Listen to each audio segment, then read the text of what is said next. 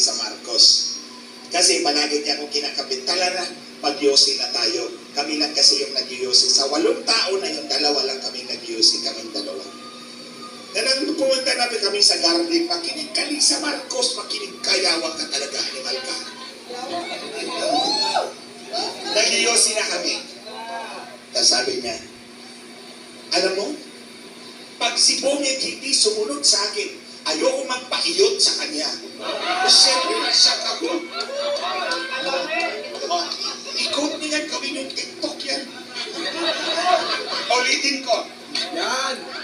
Alam mo, pag si Bongit hindi sumunod sa akin, si Bongit, si Marcos yun. Ayoko magpaiyot sa kanya. Siyempre, nasyak ako. Kung di ba nagbangat itong babaeng to? Wala namang kasama doon sa kanilang higaan na, hindi naman kasama sa kanilang kasalan na, ba't mo sasabihin sa akin niya?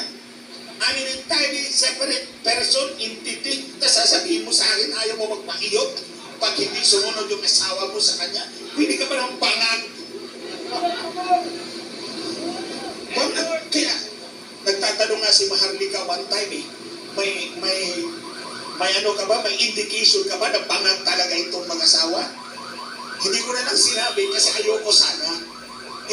Ayaw kong tantanan nito mga animal na to eh. Di vulgar na kita. Lisa, isa pa lang yan ha. Marami pa. Tandaan mo, 6 na taon kang nagdadagdag na ako lang nakakarinig.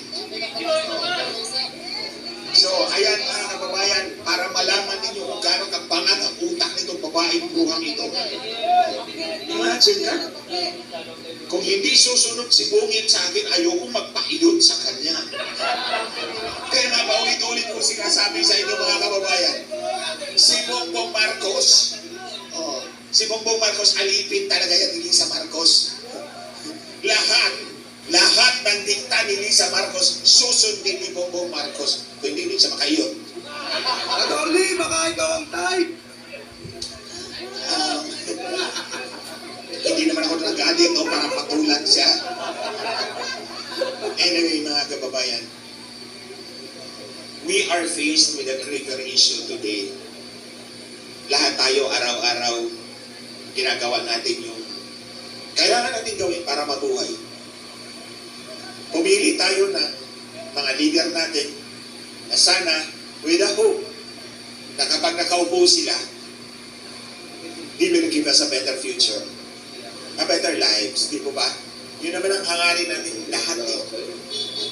Pero noon, kapag itong taong ito, si Marcos akala natin totoong nanalo, 31.8 million.